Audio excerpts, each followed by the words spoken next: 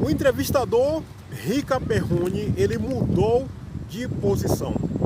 Ao invés de ser entrevistador, ele foi o entrevistado. E durante a entrevista que ele concedeu, ele falou uma coisa que vai ser a base deste vídeo daqui. Vamos ver aqui um trecho do que ele comentou. É algo em torno de 1 minuto e 40 segundos no máximo. Daí eu volto em seguida para a gente continuar a nossa conversa.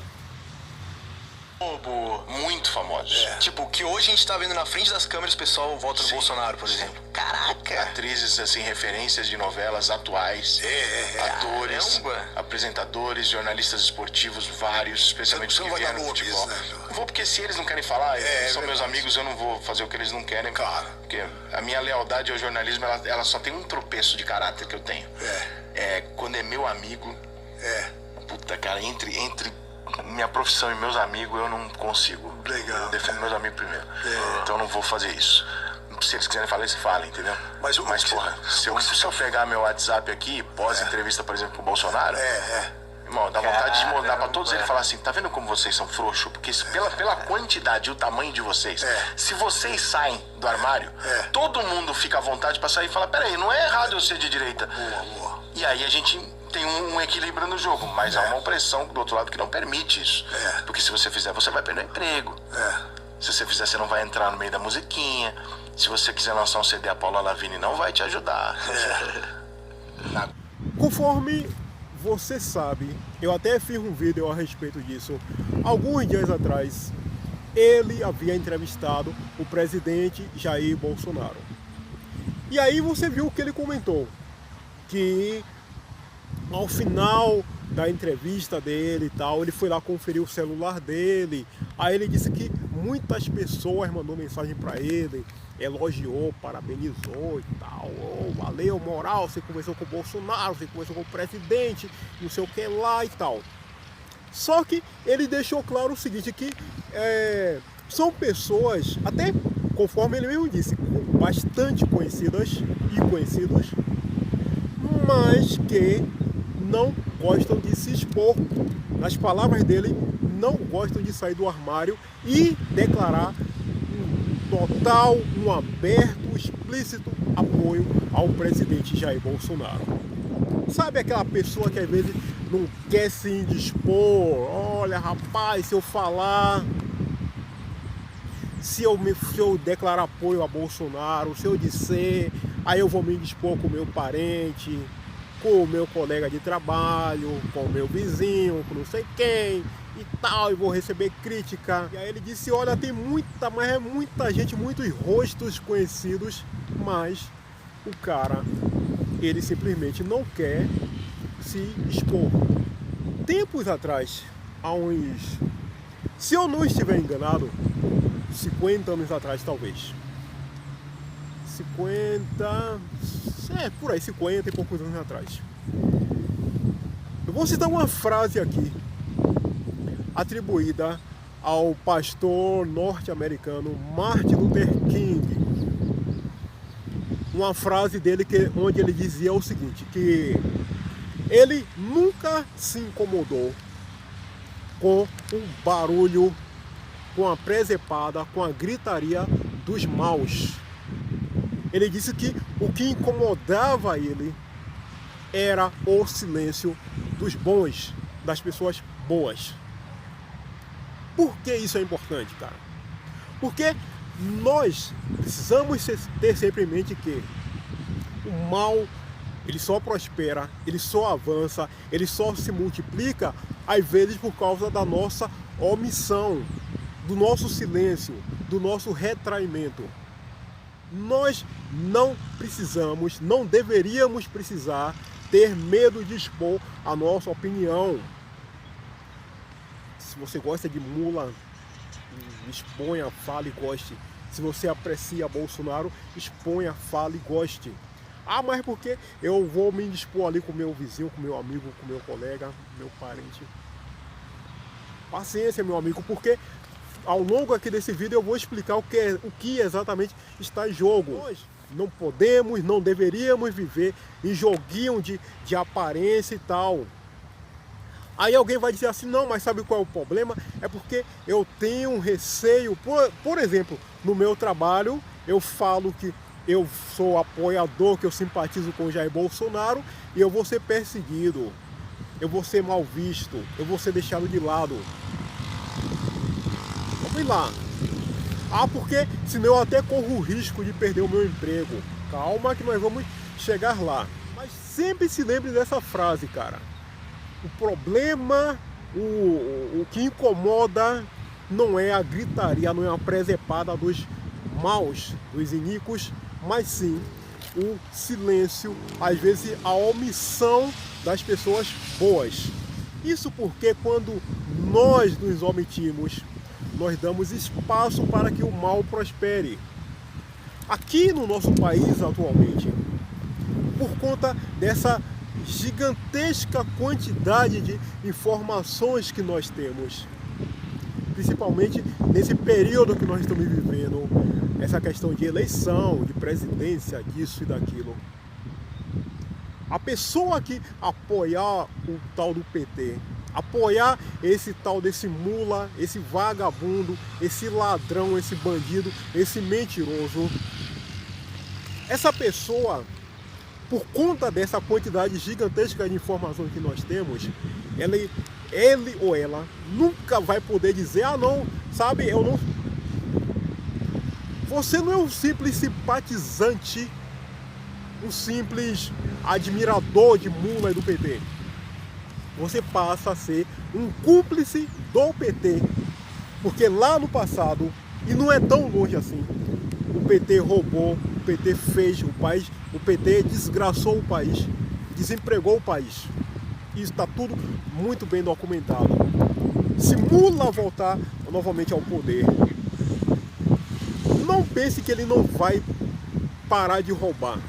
Ele vai continuar roubando o Banco do Brasil, Petrobras, BNDES, roubando Correios, roubando aqui.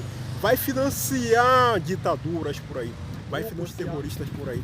Ele vai continuar fazendo toda aquilo que ele fez em uma escala muito, muito, muito, muito maior. Então não pense que se ele voltar ao poder, você é apenas um simples admirador, porque não é um simpatizante não. Você passa a ser cúmplice de todas as patifarias que começarem a acontecer aqui no nosso país. Eu me lembro que lá em 2018, na época quando Jair Bolsonaro venceu, uma das coisas que o PT tinha em mente naquela ocasião, não sei se você lembra, mas eu lembro, era que se aquele vagabundo que estava concorrendo com o Bolsonaro, o tal do Merdade, na verdade é o tal de Haddad, é que eu fico chamando ele de Merdade, eu faço ali um meio de campo com o nome dele. Merdade, ele disse que se ele fosse eleito, uma das primeiras coisas que ele ia fazer, ele ia promover um desencarceramento aqui no país. Tradução, ele iria abrir as jaulas e ia colocar no meio da rua assaltante de banco, estuprador, psicopata, assassino, homicida, toda essa raça que não vale porra nenhuma, ele ia colocar aqui no meio da rua. Agora, se isso tivesse acontecido, talvez uma pessoa, talvez você mesmo, uma família por aí, alguém vítima de bandido, de sequestro, de estupro, enfim, do que quer que seja, por conta da sua escolha, do seu voto, você ia ser um cúmplice, cara. Não tem como você dizer, ah não, eu não sabia. Sabe sim, as informações estão aqui. Você não precisa de Rede Globo, de Folha, Estadão, enfim, esses chamados mídia oficial. Porque esses caras é tudo vagabundo também, enfim, não são nada confiáveis. Grande e brutal informação, ela está aqui, feita por pessoas comuns, feita por todos nós e, portanto, você não tem como alegar ignorância, falta de conhecimento. Portanto, a coisa mais correta a fazer é você dizer realmente, declarar-se. Se você simpatiza realmente com Jair Bolsonaro, declare-se. Aí, agora eu vou responder aquela questão que eu deixei para trás há alguns minutos. Ah, mas e meu emprego, e meu familiar, e meu não sei o que vai se dispor comigo, vai perder a amizade comigo, e não sei o que, e vai me criticar. Amigo, entenda uma coisa. Esse ano, daqui a um mês e pouco, 2 meses, quando for ter eleição, nós não vamos escolher a pessoa que vai morar lá no tal Palácio do Planalto. Ah, eu vou... Não, você não vai e nem eu vamos escolher quem vai morar lá no Palácio do Planalto. Essas próximas eleições, elas vão determinar o seguinte. Ela vai determinar se você ou eu queremos ser uma pessoa livre ou se nós queremos ter uma coleira aqui no nosso pescoço. Nós vamos escolher se queremos ser pessoas livres ou se queremos ser escravos. Se queremos ser pessoas livres ou se queremos ter algemas aqui no nosso pulso, arma apontada aqui na nossa cabeça, um esparadrapo aqui calando o nosso bico. É isso que nós vamos decidir nas próximas eleições. Não é apenas mas liberdade.